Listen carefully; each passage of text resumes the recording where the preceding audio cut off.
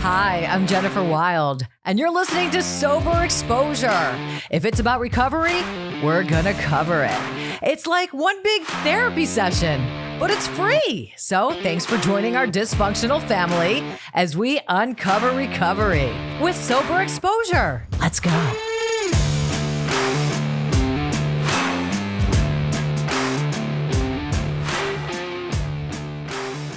Sober Exposure, welcome to the show. So, exposure. I've been exposing others now for months. This is kind of going to be, this is the hardest episode I've ever done. This is one of the hardest times I've ever gone through in my life. And it's time that we speak out about it. I speak out about it. So, I invited Will from the other side of hell because I'm on the hell side right now. And those of you that follow me on Instagram know that I relapsed. So I wanted to talk to Will a little bit about just everything because I respect him so much. And if I was going to sit here and talk to everybody about what happened, I would want Will by my side, just expressing your knowledge. You've been through it. You're a relapser yourself, and I don't see that you have a whipping stick. So I don't think you're going to beat me up too much, Correct. But this is a really, really hard episode. So, Will, I came on your show, and we talked about when by the way, welcome, Will, everybody. Welcome me. What a way to start a show. Debbie Downer. Wah, wah, wah. Welcome me. Me. Lucky you that you get to come on the show and hold my hand during this. I'm excited. I'm honored to be here to talk about this with you and walk through this journey, man. Yeah.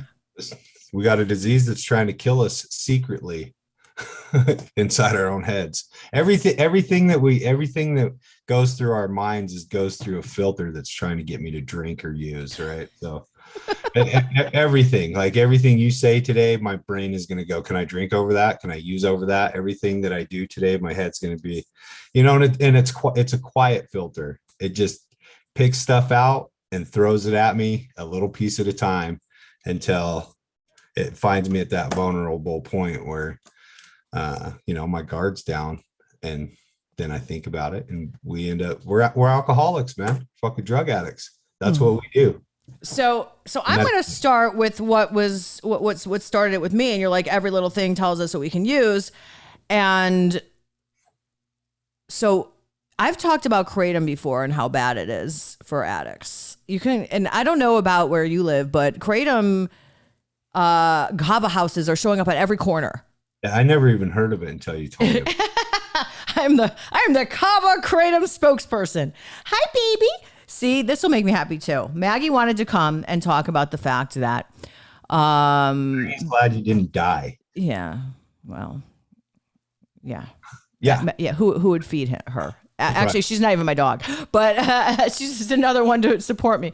So how this all went down was, outsides, all about the outsides, looking good. And I was it was coming. Relapse, they always say, happens way before the relapse. The problem is we don't see it.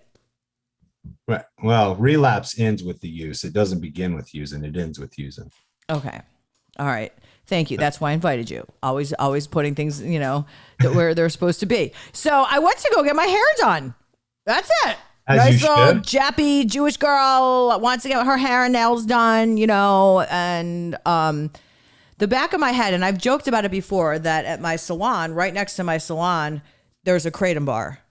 Mm-hmm. And it's always hopping, always cute boys in there, always whatever. So I'm in the salon, and somebody triggered me. Somebody walked in the salon, and they triggered me because it was somebody that I knew, I went to high school with, and I'm always comparing myself with. And the comparison, she was winning. She had a bigger ring. She had a better husband. She had a better car. So what does that tell a friggin' addict that's about to relapse? Just cover all this shit up. Yeah. Well, there's that filter, right? Like throwing the suggestion. I know how to feel better about this. Come on, buddy. Let's go. Right. Feel better. Exactly. And the thing that made me so mad too is, you know what? This is a girl that I actually like. So instead of being happy that she looked so good and was so on top of her game and her life, I was like, my filter or my voice is like, you're not good enough. She beat you in life. Everything. Fuck. And it's so all or nothing. It was self-sabotage.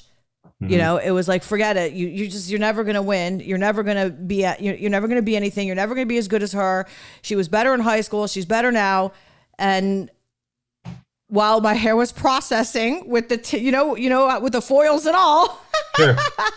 foils and all, You're cooking while you were baking over there. Yeah. While I was baking, I decided to get baked. So waiting for the timer to go off. Yeah. So I went next door and I took one tea because it's just tea and it's legal and it's tea and it's fine and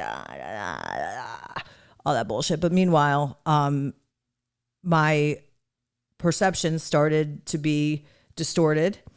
Did you feel better? Oh yeah. Yeah. Okay.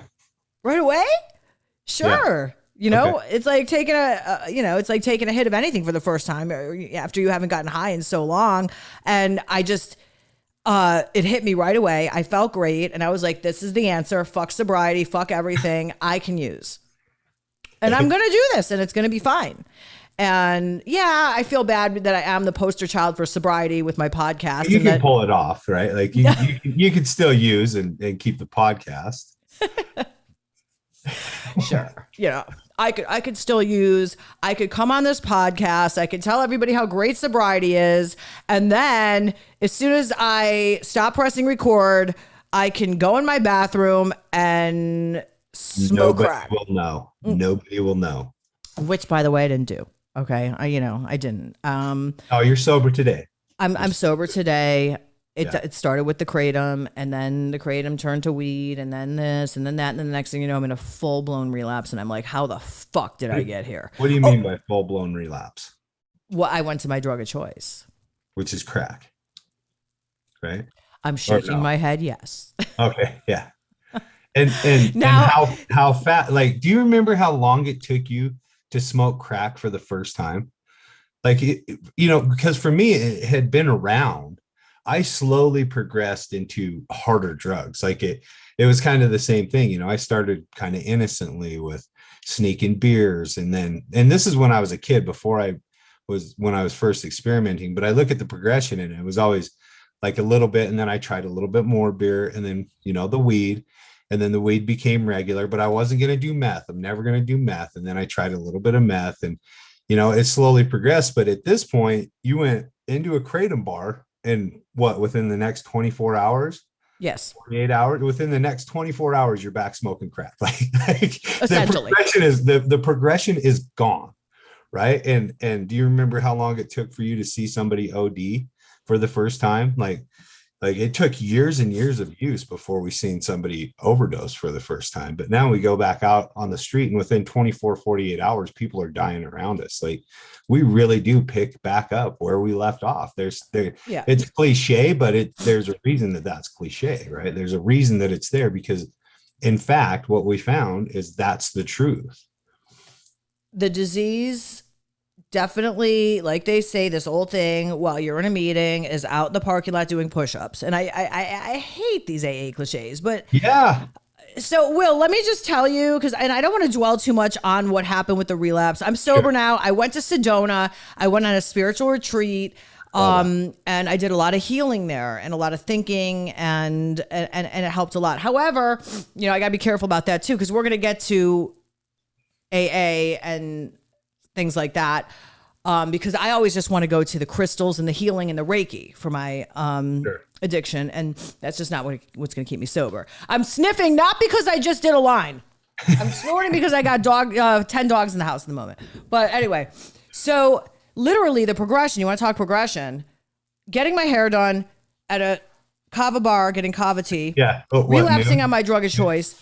Noon, 1 o'clock. Right. And then the timeline, by 11:30 p.m., I'm in some strange guy's apartment, and he proceeds to have a grand seizure while he's doing a hit, falls on the floor, hits his head, blood everywhere. And all I'm thinking of is, oh, cool, now I could steal his drugs.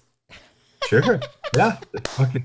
A disease is live. And it's funny that I can relate with that. Like normal people don't relate with that, but that's an absolute legit thought for people like us. What else are you going to think?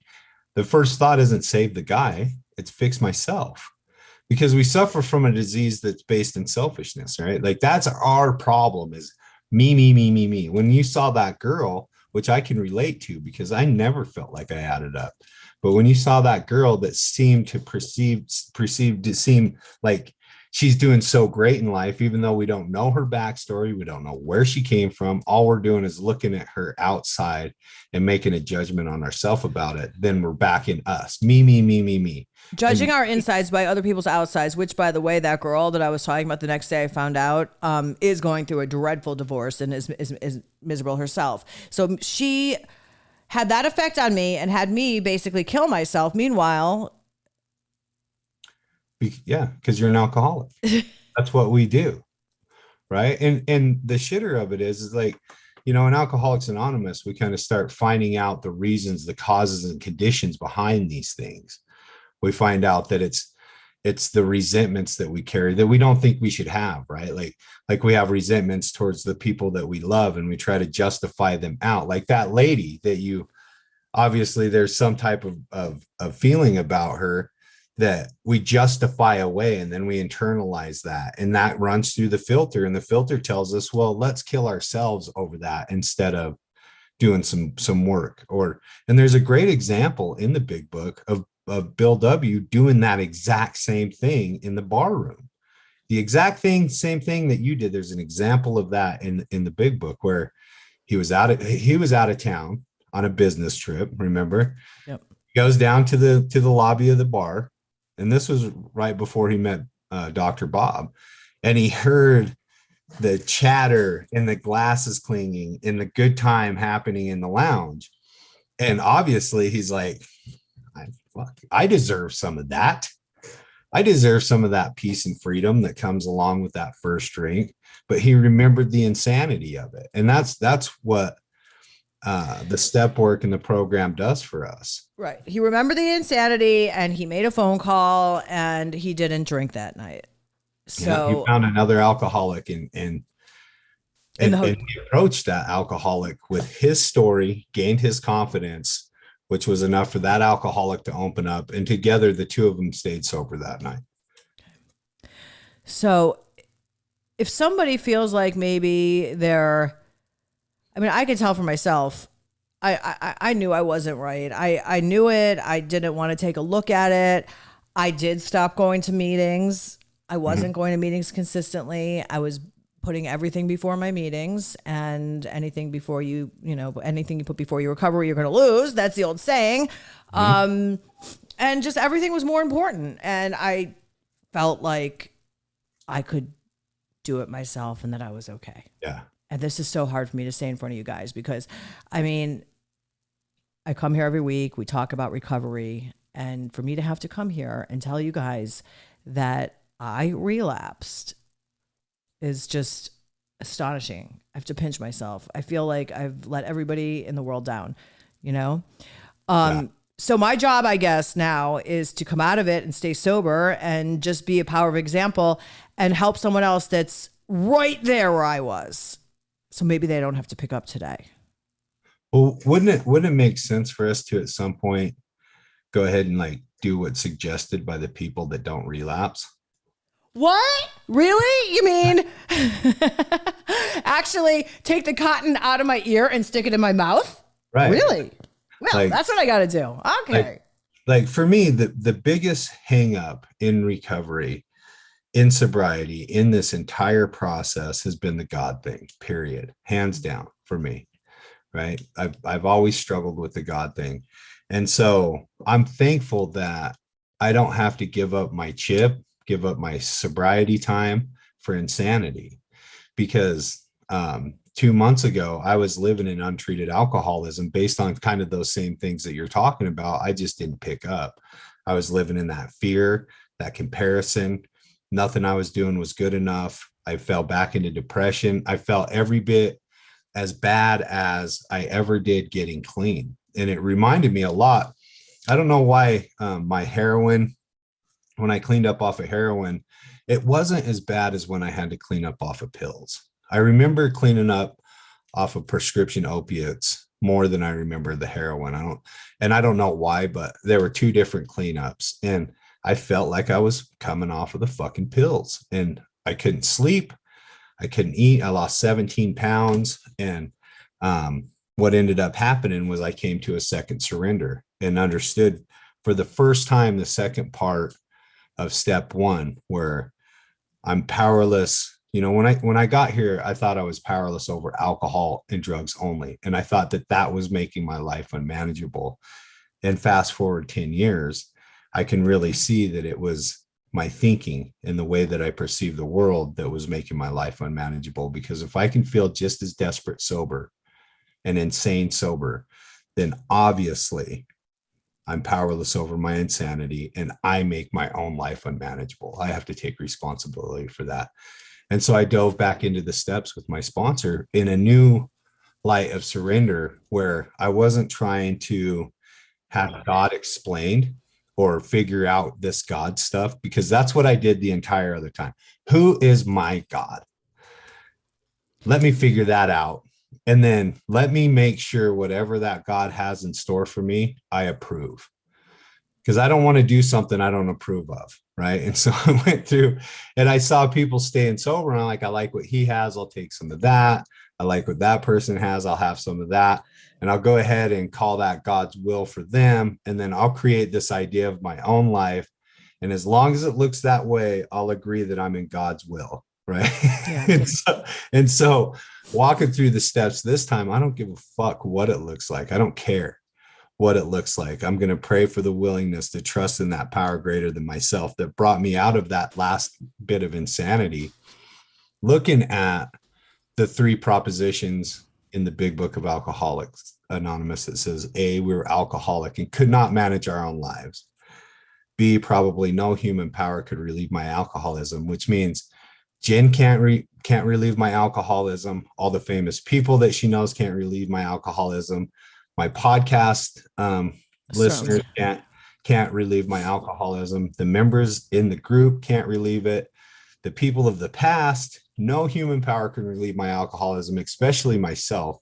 Because if I could relieve my own alcoholism, I would have done it a long time ago. And I wouldn't need to be sitting here, because I'd be relieved of my own alcoholism. And see, God could and would if he were sought. And so starting on a basis of yes, God could and would if he were sought. He were sought. And here's the problem. It's God could and would if he were sought. So when you're in that mode and you just freaking want to be high more than you want to be sober, and you have the efforts, how do you seek God? Because it's almost like when they say, when you feel like calling your sponsor. I love that. I love that. Because you know what? When I feel like using, the last thing I'm going to do is call my sponsor. I'm going to call my drug dealer, but I'm not going to call my sponsor, you know? So, I mean, that's just the honest to God truth of it all. So yes, God could and would if he were sought. But I think here's the thing about that is if we take step 1 and step 2 and we come to believe that, and for me originally, I came to believe that the process of the 12 steps could restore me to sanity. That was my original belief in a power greater than myself. I believed that if I did the 12 steps to the best of my ability, I would be restored to sanity. And there was some sanity restored. However, there wasn't complete abandonment to a power greater than myself, because all of us come in here agnostic, atheist, or confused about God. All of us. And well, you came in a total atheist, right? I came in originally as a born again Christian, because that was the faith I was given at birth. I went through the 12 steps twice trying to cling to that belief that was given to me. And I was miserable. And in about 5 years sober, I heard a guy sharing at a meeting, and he was talking to his family, who were all really religious people. And they're like, well, you're not going to church, and you're just doing these meetings, and, you know, we're concerned for your soul. And he's like, look, I love you guys, but I'm not a Christian. So leave me the fuck alone, or you can fuck off. Like, I'm okay. I don't believe what you guys believe. And it was the first time that I'd heard anything like that. And I Well, was the like, the well, fuck. the funniest thing is that when you were a Christian, you were I in wasn't full. happy. Well, you were in full blown addiction, weren't you? I couldn't get sober on prayer. I couldn't. I prayed to that God I was given at birth by my parents with the best of intentions, Yeah, of right? They course. they gave that to me with the hope that I would find what either they believe or they hope to believe, or that it would be good for me in some way. But that wasn't me. Alcoholics Anonymous is a program for people like me to gain a relationship with a God of my understanding. Christianity is for people like them to gain a relationship with a God of their understanding. And I could not wrap my head around that God. Yeah. Right. And because they would come to me and I'd be in a meeting, and you guys would be talking about the grace of God. And I was taught that the grace of God was, if you believe this certain way, then you'll be saved. But if you don't believe this certain way, this God that loves me unconditionally can't do anything with me because I didn't behave correctly. Well, I'm a fucking addict, man. I'm like you. Like, I cannot behave correctly. With my best of intentions, I fuck it up. And then I internalize that as I'm broken, not sick, right? All of a sudden I'm broken. And not only am I punished myself through my insanity, I get to look forward to an eternity of being punished for fucking ever because I can't control myself. And so I let go. I did some spiritual work, and I was able to let go of that completely. So, what kind of spiritual work? What? So what I did is I've worked the steps, right? And it was working. Like, I had my resentments out. I had my amends list. Like, I did all 12 steps. I wasn't happy and I needed to change something. And so I had heard through listening to spiritual teachers like Alan Watts and Wayne Dyer, these gurus, the guy that wrote Edgar Tolle, all these real spiritual, not religious people. And I heard that people should take a 24-hour vow of silence. Just try a 24-hour vow of silence and see what happens. And so, and I also heard Alan Watts say, if you really want to get to know yourself, really go into the woods and be alone. And so I took that literal because I was so confused about how I was feeling about this stuff. And so I took a 5-day walkabout into the high Uintas in Utah. And it's like a 7.5-hour hike up to this lake called Lake Kermasu. And I was all by myself. And my intention was to go up there and call out the devil. Like, motherfucker, if you're there, I'm tired of being afraid of you. I'm tired of you fucking with me, because that's what I'm taught, that there's this deity out there that's fucking with me, that's tempting me to do bad shit. And that's putting me in a position to get put into hell.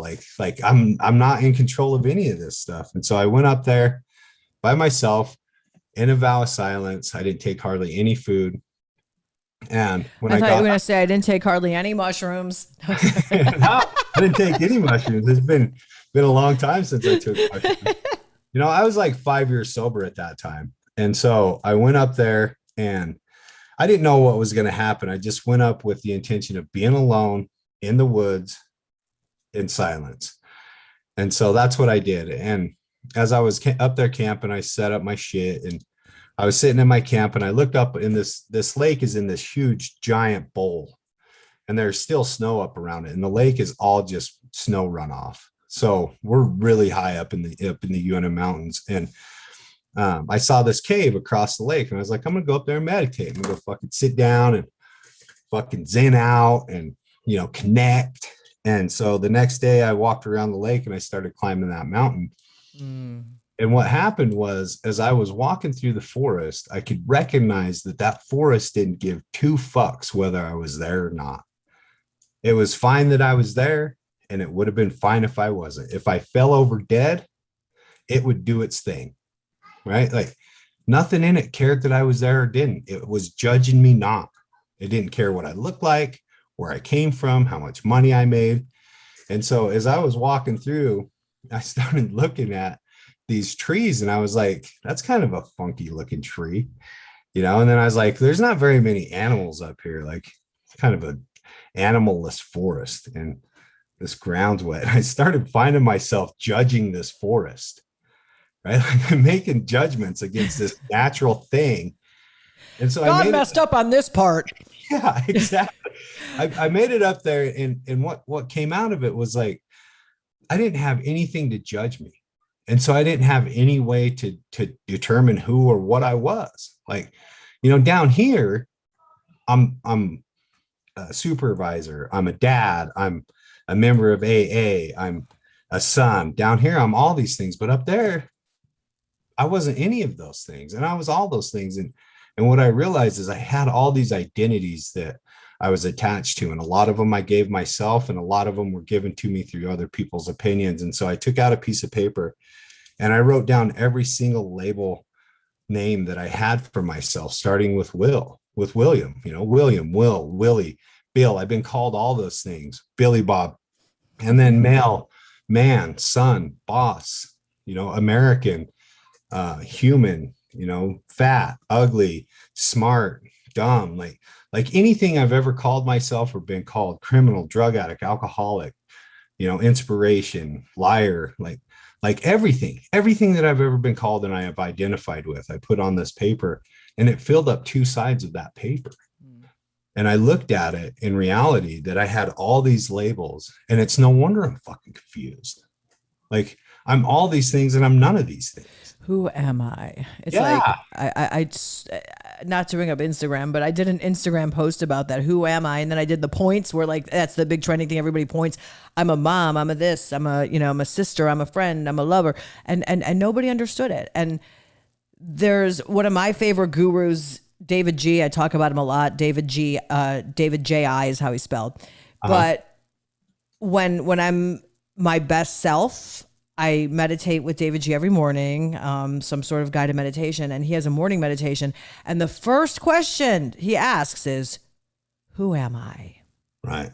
And he asks us to meditate on that for like 30 seconds. And usually I'm like, you're a bitch, you're a, I mean, I'm totally telling myself names, but that is such a sacred question. Who am I? That's a sacred question. Yeah. And we're all those things, right?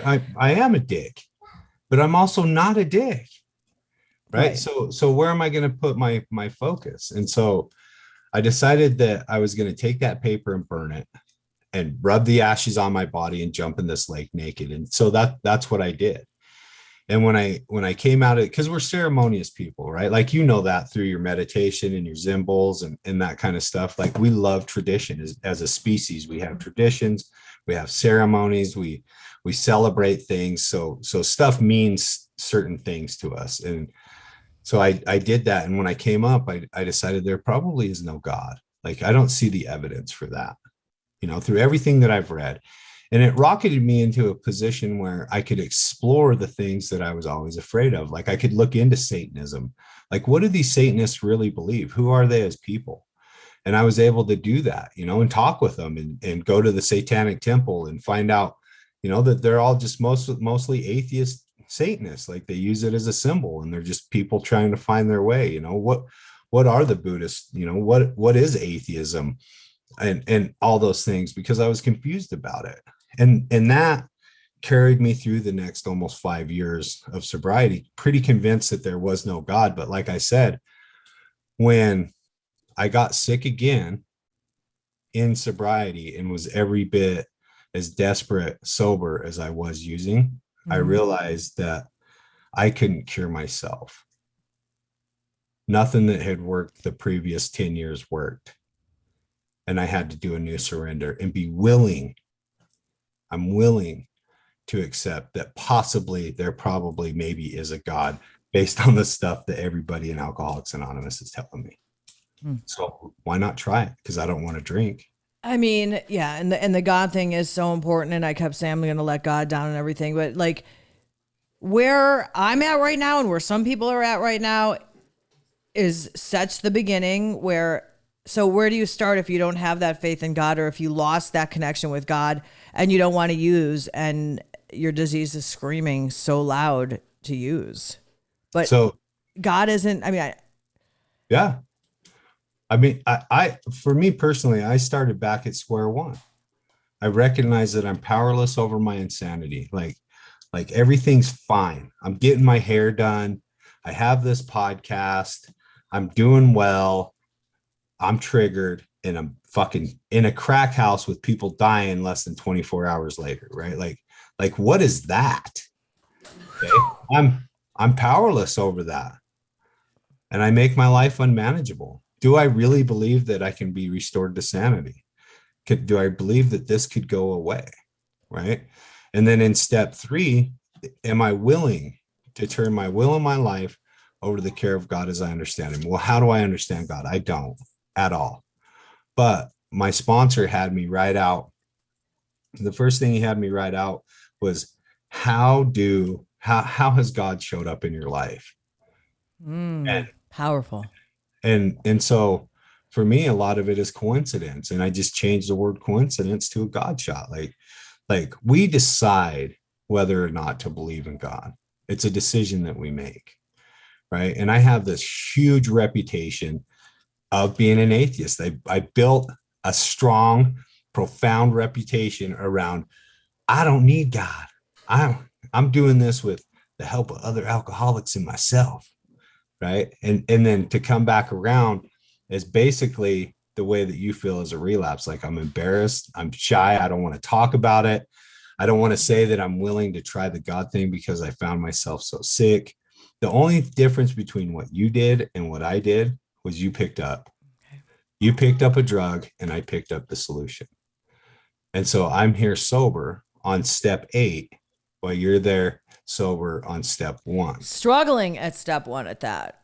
Struggling. Right? Because once you wake it up, like, let me tell you, there's a couple things that I learned in that in this relapse. Like, obviously the relapse is the last thing to happen and everything. But, you know, when people say relapse is a part of recovery, I don't like that. I don't. Because you know what? If you have a mind like me, that's telling me relapse is a part of recovery. So guess what? Okay. It's just a part of recovery. You know, you can go out and use, because that's about smoking the pipe. It's a part of my recovery, you know, because relapse is a part of recovery. My friggin' ass it is. My ass. My sponsor actually says he's never relapsed. He's got 20 years now, but he's a retread, in and out, in and out, in and out, in and out, in and out. And he says, you know, relapse isn't a part of my story because once I settled down and I did what was suggested, I've never had to pick up again. And I thought, fuck, you know, maybe there's some, because if we're not done, we're not done. And so that's something that he uses, right? Yeah. And I like that. I also, people have said to me, well, that's okay, because Jen, you know what? You didn't lose all that knowledge that you had when you were sober. So, you know, it's fine. You know, it's not like you're taking away from all the time that you had sober. I disagree, because you know what? It took my soul, and I feel like I'm at square one. I feel like I'm somebody that has never had one day of sobriety in her life, where I'm at right now. And I hate to admit it, but it's just kind of where I'm at and how I feel, you know? Yeah. And what does the big book of Alcoholics Anonymous say? Rarely have we seen a person fail who has thoroughly followed our path. Thoroughly. And so there's probably something thoroughly missing from that path, because if it works for me and I'm the same as you, what are you not willing to do that I am willing to do?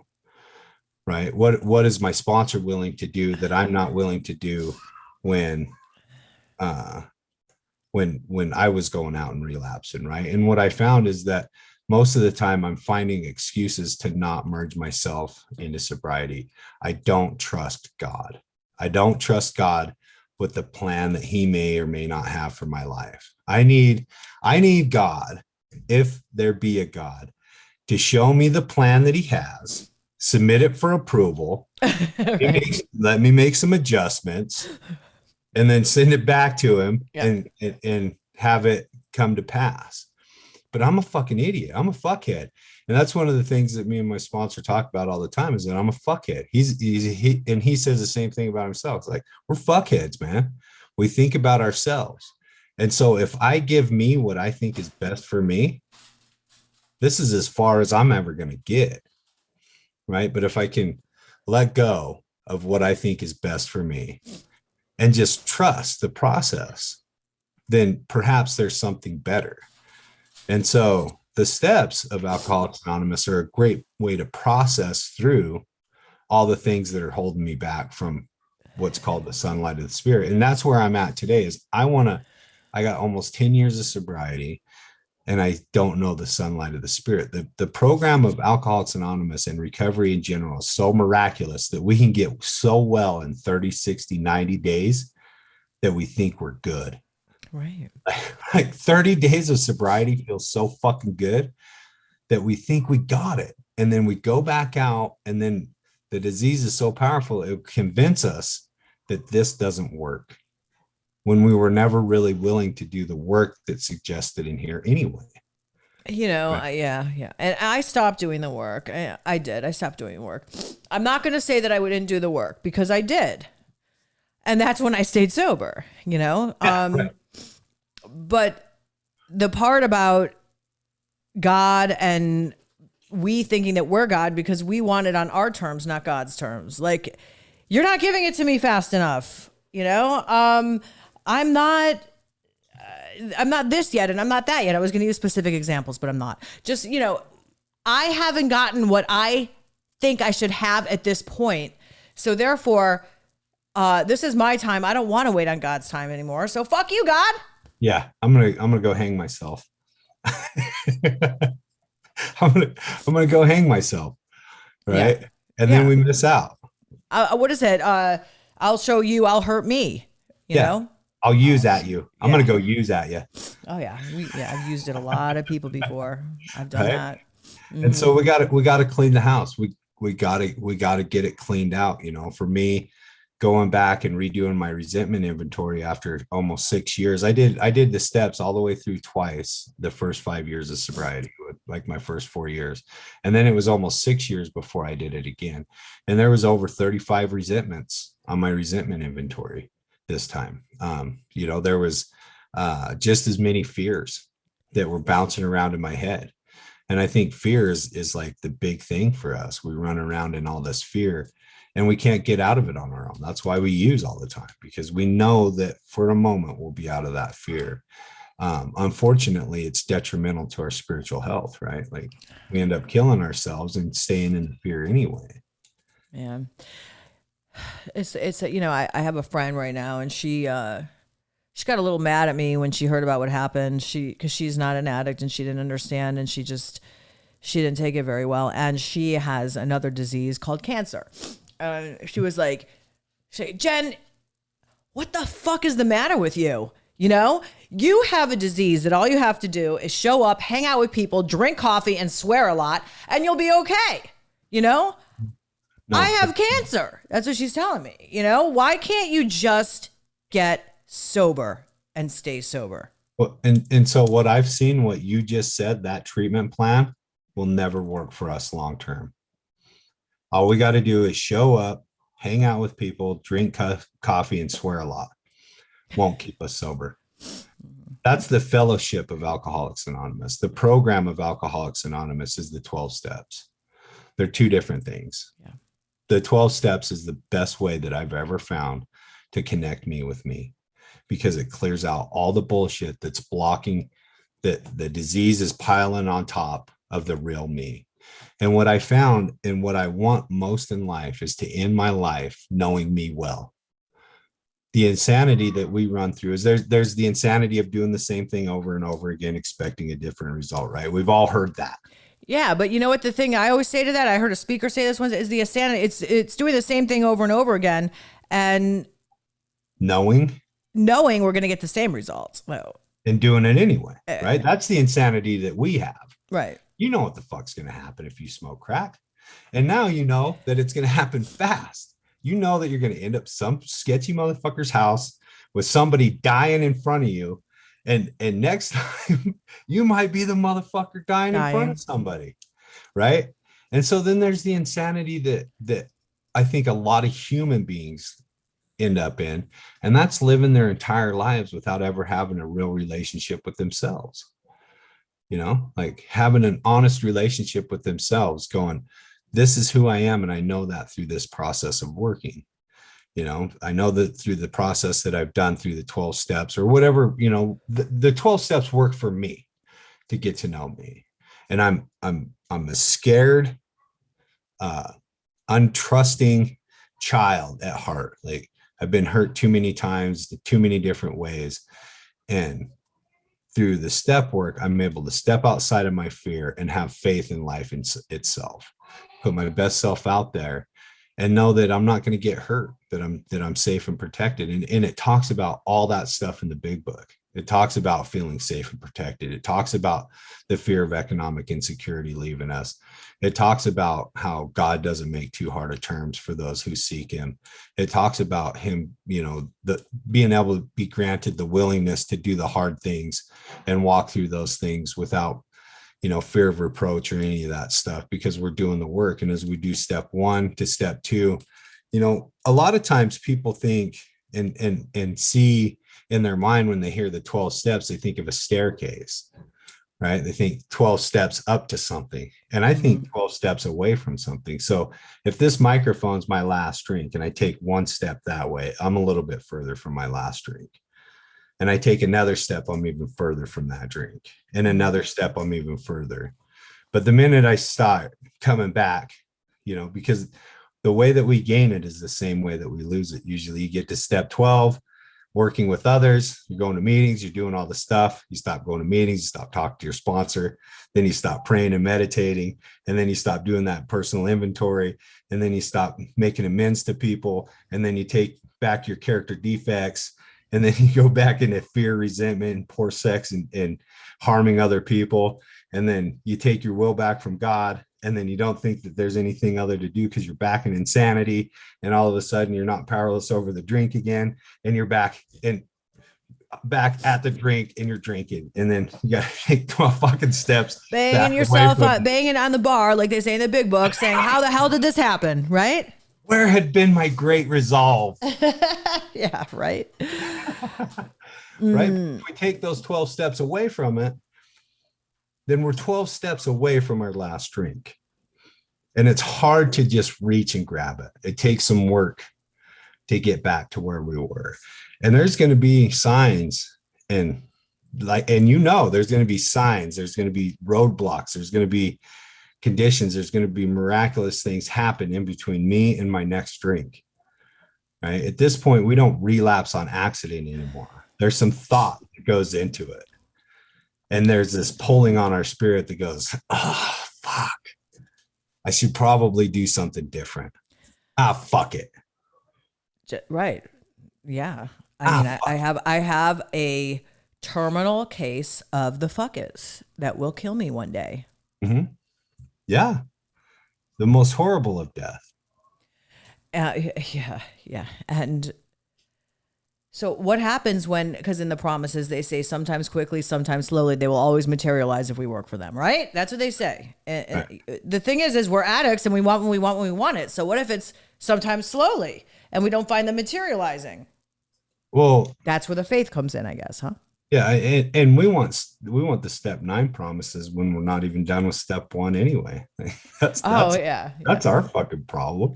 Don't you love when people are like 2 days sober and they're like, okay, so I went to my meeting and I have an amends to make, and they want to make all their amends when they're 2 days sober. Yeah. It's like, and then when it doesn't work out, it's like, you didn't thoroughly follow our path. Get a sponsor. Get somebody that knows the process. So here's where I'm going to get real. AA is not immediate gratification enough for me. Reiki, energy healing, crystals, bowls, all that gives me immediate gratification. So if I'm not feeling the immediate gratification, I'm going to lose interest. And then I got to the point where I started going to, this is just what happened. I'm just getting, what happened is I lost my faith in AA. I was like, fuck it, this is all taking too long. Sure. What else can and then I have all these people on my podcast that have alternatives to AA. And they're talking about the alternatives to AA, other things that you can do to get sober. Is it, have you tried them? Someone mentioned ketamine therapy. I wanted to dive into that before I got sober again because I was like, well, I can't do this when I'm sober. So, but maybe this could be an answer. I wanted it to be the answer so bad, the ketamine therapy, because that would mean I would get to get high 5 times a day, or 5 times a week with a doctor. So I did it. It was great. I sat there. They got me. They shot me up with ketamine. I had a high end trip, and have been depressed ever since. No, it didn't open up any trauma. It didn't heal any trauma. It didn't do anything except get me high and more depressed. Right. But I listened to it because that's the suggestion I wanted, because I wanted the easier, softer way. Yes. I want to get high.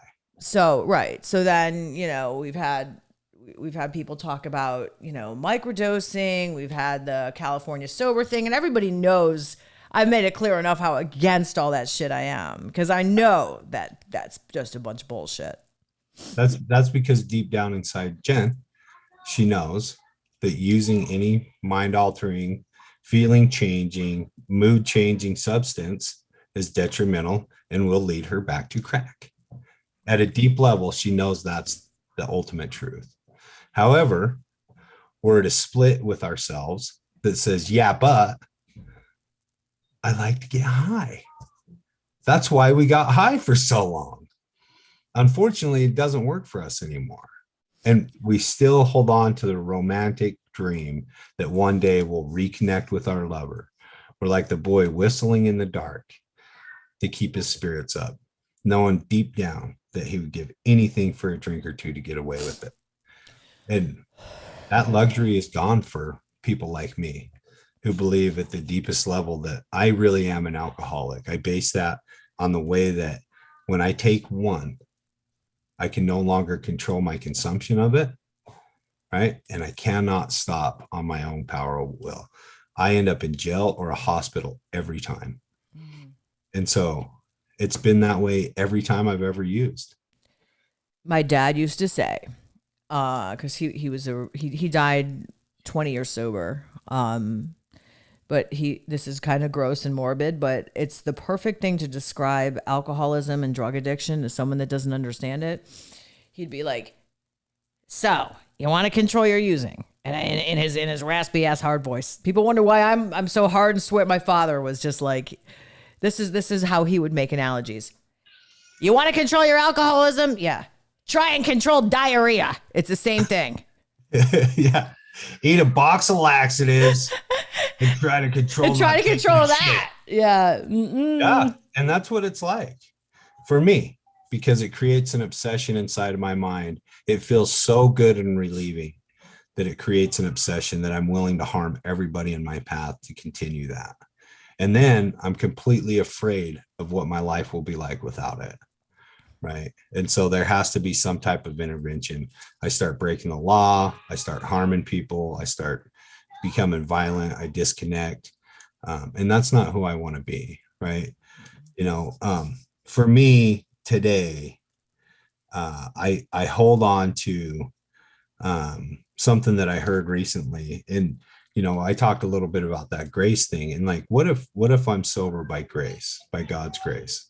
And that's a hard thing for me to say coming out of my atheism. But somebody told me I have 3 kids that have never seen me drunk. I didn't start a family until after I got sober. How? I don't know. It's not like I was this gleaming example of safe sex and monogamy. So how I didn't have any children before that, I don't know. But when we had our first son, Isaac, Avery, my wife, and Isaac, neither one of them knew how to breastfeed. She'd never been a mom and he had never been born. So it was new to both of them. And this guy said, God's grace is like a mother breastfeeding her child. She does it because that's what she does. And so if I can grab a hold and go, okay, like I don't owe nothing. I'm sober by God's grace because God got me sober because that's what God does. That kind of like, okay, I have this program and I have these people in my life because that's what God does. Like if I can grab that and internalize that and not feel like I'm going to get a bill in the mail later, that's a huge problem for me. Yeah. Like if I think that I'm going to have to pay for my sobriety at some point in the life that I have, I know I'm going to fail at it because this is so great that there's nothing I could ever do to pay for this. Right. But they keep telling me it's free and all I have to do is give it away. I can have as much of it as I want. And I heard this guy saying, you know, how much God do you want? You can go to the ocean with a thimble and you can get a thimble full of water, or you can go to the ocean with a dump truck. It will never run out, ever. It's up to you. How much recovery do you want? Do you want a thimble of it, or do you want a dump truck of it? That's really beautiful. I'm, by the way, sobbing over here. Yeah, he's crying. I'm about ready to cry because what the fuck is wrong with us? What is wrong with me? I have this beautiful life. I love myself to a point where I want this. Why don't I believe in myself to the point where this could work? And that's what's so great for me. What I found in the steps of Alcoholics Anonymous is with each one that I worked with a sponsor, I was given the power to do the next one. And I was given the gift of the one I just did. The freedom came a little bit at a time. So, yeah. Stay in the middle of the herd. You know, I'm always the one that has, you know, talking and the answers and the comebacks and everything. But you know what? This podcast, I don't feel like talking. Maybe you shouldn't. No, I know. I got to keep my, yeah. I need to listen. Yeah, we all do. So what I'm hearing is that, in a nutshell, put the plug on the jug. Take your dogs outside, because can you hear my dogs barking throughout the whole thing? Yeah, that was the first time.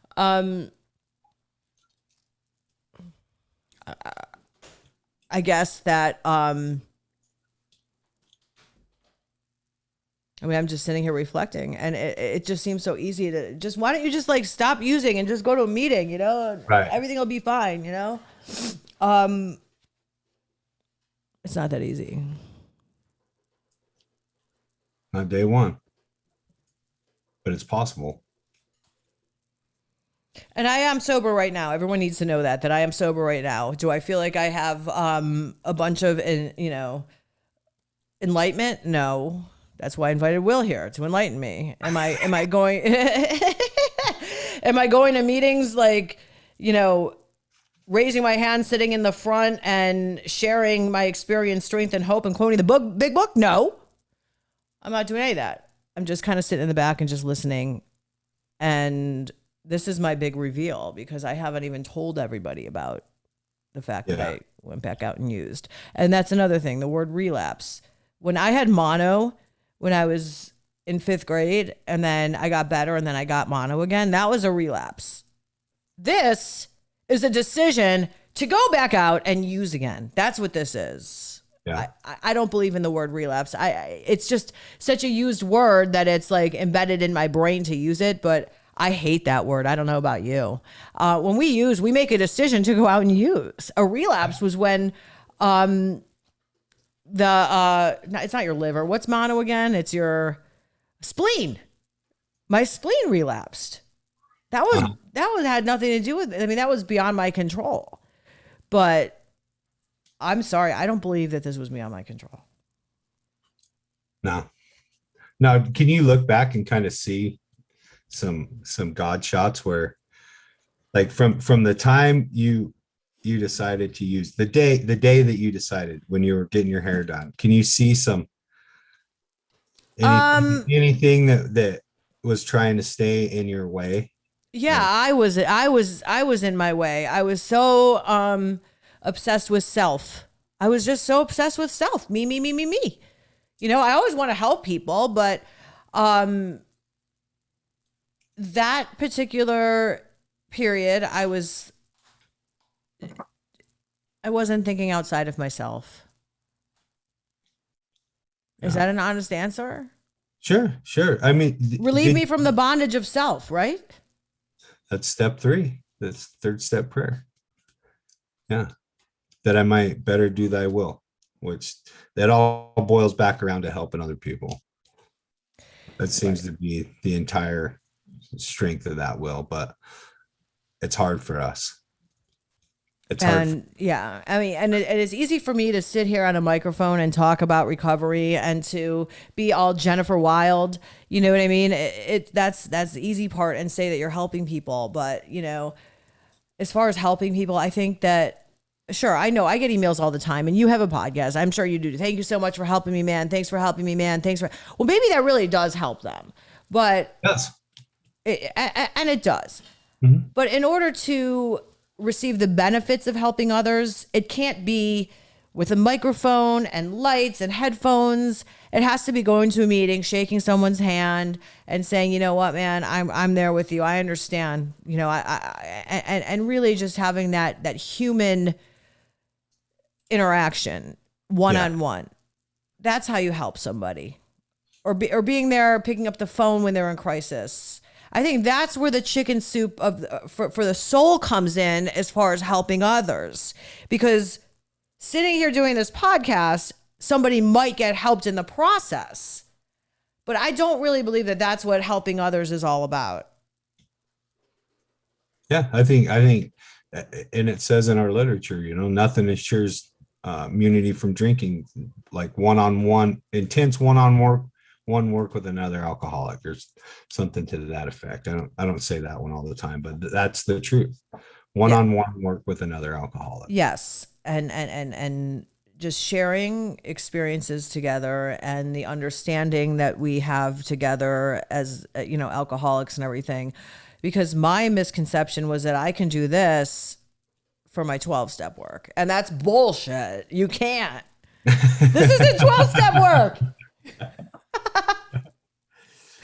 This isn't 12-step work. So yeah, we carry the message, you know, and the 12-step is, you know, having had a spiritual awakening as a result of these steps, right? And the cool thing is that we have a little bit of a spiritual awakening and psychic change with each one of those steps, and it equals out to a giant change of lifestyle, mindset, and perception in step 12, as we watch the people we work with come through and have the lights turn on and gain their respect back, and all those things. It's just such a beautiful thing, and it helps us stay out of self.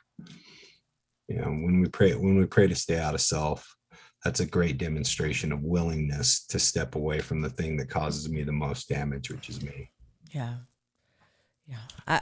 I'm not going to let this beat me down. I'm not. And as much as, you know, when you wake that up, it's hard to shut that bitch up. Once that disease shows its ugly head in full force and you're using, man, I can't shut that bitch up. You know, just wants to keep talking to me, saying, Jen, come on, Jen. Listen, you know, you could do the Delta 8. That's not real marijuana. That's Delta 8. That's like CBD. It's like nothing. Yeah. And I have to right now just go to meetings, listen, and get a sponsor, do your steps. Yeah, I have a spot. You know, I've always had a sponsor. Maybe find a new sponsor. Use your sponsor. Yeah. Use your sponsor. And I've had plenty of sponsors that I'm just so that I could say I have a sponsor. Like, I got a sponsor. It's fine. Right. Yeah. It's okay. Right. Yeah. I have a sponsor. What do you mean I don't have a sponsor? I have a sponsor. Her number's right in my phone. Yeah. Okay. Well, when was the last time you dialed that number? Right. Last time she made me uncomfortable. Oh my God. Inside a addict's head. It's not a pretty place. It's not. That's why I try to make my outside so pretty, and I spend so much money on plastic surgery and getting my hair done and nails and everything, because I have, you know, more control over making that pretty, because God knows the head ain't pretty. Right. Yeah, exactly. You can't buy mental health. Sorry, therapists. You really can't. You can't buy spiritual wellness. It's something that's worked for, unfortunately. So, all right. Somebody that is going through what I'm going through, thinking of relapse, about to relapse, just relapsed and can't get out of it. No, see, only if you see me on YouTube, you'll have this one. The number one thing that you would recommend, just go to a meeting. And announce it. Yeah. Talk about it. Go to a meeting and talk about it. So do you believe in the chips? I hate the chip system. We have it here, and I think that it keeps people sick. I think that it keeps people away from meetings. I think that if I had to really pick up a white chip my first day back into AA after the relapse, if my sponsor told me that I had to pick up that white chip, I wouldn't have gone to the meeting because I wasn't ready to pick up the white chip, but I had to go hear the message. So I went to the meeting. I sat in the back. I listened to the message. I didn't pick up the white chip, not right away. I have now since and announced to my group what happened, and I'm filled with wonderful support, obviously. Yeah. But at the time, marking days, all that shit, like, oh, well, I can't go through it again. Counting days. No, I don't want to count days. I want to count today. I want to count that I'm sober today. I don't want to count days anymore. I don't.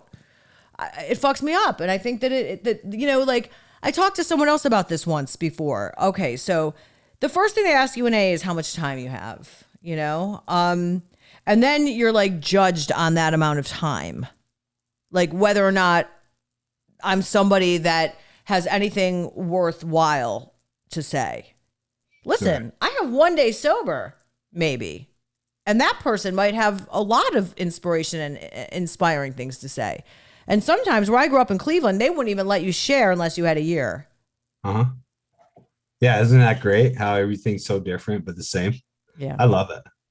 Like, and as far as the chips go, I don't know. I really enjoyed getting my 30-day chip this stint. I remember my first year and how proud I was of myself with every chip, but I could also see where you're coming from and introducing yourself as a newcomer. It's hard to be humble when you're the best, and that's right. That's why I'm having such a hard time with it. Will, I have so many white chips that this room that I'm in right now, we could tile the floor with them. You should. You're a miracle if you've made it back that many times. Baby, come on, get the cement. We're gonna do a little home a home project today. Yeah, we're gonna tile the floor with all my white chips. That's hilarious. Because there's somebody else out there that needs to hear that Jen Wild struggles that hard and keeps trying, and keeps coming back and keeps coming back and keeps coming back. I'm a stubborn bitch, baby. I'll keep coming back and I'll keep trying because I'm stubborn as fuck. Yeah. Well, deep down inside, I think that there's a desire for life within you and you're just trying to navigate what that is. And I think if you be like me, you know that there's some type of answer in the rooms of recovery, even if we don't get it all the way. Compassion is really the way to this message. We've got to be compassionate with ourselves and compassionate with others, because if we scream at the alcoholic, like if I talk to you the way that you talk to you, this conversation would not happen, right? And so if we can get you to talk to you the way that I talk to you, which is kind of the goal, right? That place of compassion and understanding and solution-based conversation, then that's where the change starts happening, when we share our struggles and they're well received, right? Because the trauma that we suffered at such a young age with trying to be open and honest, and the backlash that came from the people that we trusted, put us in a deep space of safety. Like we hid that vulnerability deep, fucking deep, and we'll be goddamned if anybody's going to hurt us again, right? And so we come in here around the people that suffer like us, and we support each other through compassion, through solutions. And we say, you can try this. This is what worked for me, understanding that my disease lies between my head, coming to believe that it is a disease based on, the description of a mental disease, and that the solution is spiritual based. Maybe it really is. Yeah. Maybe it really is. One of my favorite people, Bethany, she's been on the show. She's going to be on again next week, but disease. It's disease, but it's because we're at, if you don't want to call it a disease because you don't believe it's a disease, listening to this podcast, do you think that I am not at dis-ease right now? Yeah, I think so. I'm that's all disease is. You're at disease, dis-ease, So, it's a bitch. I'm really proud of you. This is huge. Like, it's really hard. Yeah. Yeah, but you obviously won it. Right? I like the podcast better where I have like fun musicians playing guitar and we get to sing and dance and have fun and celebrate recovery. So, but this had to be said. And Let me get it. Where's my guitar? go bring it. Come on. No. But this had to be done. This podcast had to be done. It did. And I want to have you back on when we could talk a little bit. I'm not all over the place in ADD, and we could talk more about you and your story, because you're a frigging, rock star. And you're one of the reasons you were there for me right at the beginning when I first was having questions about podcasting and everything. And, talk about your podcast, talk about your show. Will's show's great for everybody, you don't only have to be an addict, sort of like my show, but tell us about the other side of hell and where we can find you. So the Other Side of Hell podcast, it's me and Cameron. Cameron's great. He's my co-host. He's also the director, producer. Jordan, if you're on Instagram, Jordan just got married yesterday. He's our audio guy. He should have come to talk to me. I would have talked him out of it. I mean, just kidding. I don't know. It was pretty neat. They got married in an old Catholic church. It was wild. I saw the pictures. It looked beautiful. I felt like I was back in like 500,000 years ago or whatever, but it was cool. But Cameron's fun because that voice that you have in your head. I'll call Cameron in the morning and I'll do messages from the attic sometimes, and I'll call him up and I'll be like, Cameron, what's up, buddy? And I'll be like, you haven't called me in a week. Let's go get lunch. And I'll just throw out whatever it is that Aziz is trying to tell me that day. You're not good enough. Nobody loves you. Everybody's better than you. And he saves those on his voicemail. Reminds him that, we have that voice in our head, and it's hard to distinguish, to figure out which one we need to listen to, which one's the good idea, which one's the bad idea. Which tiger or which dog or whatever animal you want to say are you going to feed, right? Yeah, because we love them both, right? Like, can't have two pets and not have a little bit of concern for both of them. It's just one continuously tries to fucking kill me, unfortunately. I love that dog, but it tries to kill me. So why don't you kill it? I don't know. I love it. So why don't you just not feed that one and feed the one that loves you? I feel bad for it. It deserves something. But our podcast is basically a recovery-based podcast. But it's not just recovery from drugs and alcohol. We talk about food addiction. We talk about eating disorders. We talk about sexual and violent trauma. We have a guest on every episode. Jen was a guest on our show. She told her story. So we have a guest that tells their story of victory on every episode, where they can come in and tell us what it was like, what happened, what it's like now. We usually gain a topic off of that story and how it relates to us today. The journey's been amazing. You can watch from episode 1 where I was staunch atheist. We did a Q&A about how I became that way. Watch the progression of losing. We had a third host at one time and he fell off. We don't know where he's at. We've had, a lot of different guests on the show with us talking about stuff, and we drop an episode every Friday. We go in and record. Everything's really professionally done. So, they don't mess around, these guys. I'm telling you something. They have the best set. I'm so jealous of your set. They have the best everything. That's why when I saw your podcast, I'm like, I'm calling him when I want to start my podcast. Yeah, that's great. And so, we drop it every Friday. We try to get as many people as we can. We try to touch as many people as we can, and really just try to break down that barrier of us thinking that we're different, because I know that a lot of times I'll try to think that whatever I have going on is different from somebody else. And the more that I can get a message out there that everybody can relate to, or I can say something that you understand and they understand, even if it's not the same thing, we're proving that we really are connected. And I think that connectivity is so important right now, whether you're in sobriety or not, so you can find us on YouTube at the Other Side of Hell podcast. You can find us on Spotify, all the listening platforms. Our main social media is the Other Side of Hell Recovery podcast. We recently put recovery in there hoping we'll get more traction in the recovery community. We're trying to get it out there. So we just dropped episode 91. We've been doing this for like almost 2 years, and I've grown a ton from it. It's been great to get to meet you. Like, you're in Florida, I'm in Utah. Yeah. And we're here just chopping it up and trying to find that solution for the problem that we have, which is us. Get the fuck out of me. Too much me. Not enough you. Yeah. And not enough we. Not nearly enough we. Because I like to isolate. I do. I just like to isolate into my little world and make sure everything looks good on the outside, but dying on the inside and isolating, and right there in a nutshell is exactly what happened. Yep. So I'm really proud of you. Thank you for coming out and being vulnerable and trying to heal.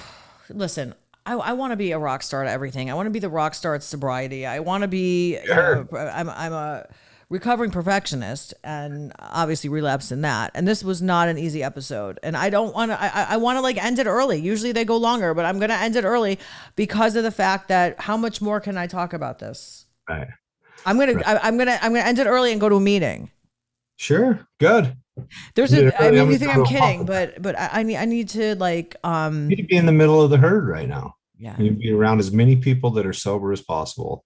Stay away from as many people that are using as possible. Protect yourself. I don't. This is the least favorite podcast I've ever done, Will. Well, you're welcome. Love you very much, but I didn't enjoy this one. Yeah. Well, I just want to say, everybody, look at how well Jen's doing right now. Like, everybody look, and it's an honor to be here. Okay. Well, I love you. I want to have you back, and I want you to tell your story and just have the focus all on you. Okay. Sure. And, I would love it. Yeah. I love it. This was sort of like, it's a heavy episode. Yeah. This is the heavy episode where the big reveal, but it's not like, those, what are those, like when you lose weight TV shows and then they have the great reveal and they all look awesome? Move that bus. Yeah. Move that bus. That's it. Move that bus. This is the great reveal. Hey, can you cover me up with that bus? Because I don't want to see anybody. Yeah. But it had to be done. And like I said earlier, there's no one else I would have rather had on here to talk about the fact that, I'm human. I wasn't doing everything I needed to do. And there's a little bump in the road. Yeah, but fuck this shit, Jen. Let's get sober. Fuck this. Fuck all that, man. Let's get sober. That's going to be my new t-shirt. Fuck this shit, Jen. Let's get sober. Yeah. Fuck yeah. Do it. All right. Thank you, Will. Thank You're you welcome. so much. And this Virtual has been hugs. the very special episode of Sober Exposure, the Relapse Edition. Need more? Of course you do. The show's all about needing more. Go to my website at soberexposure.show or get stuck on my Instagram at soberexposure_podcast.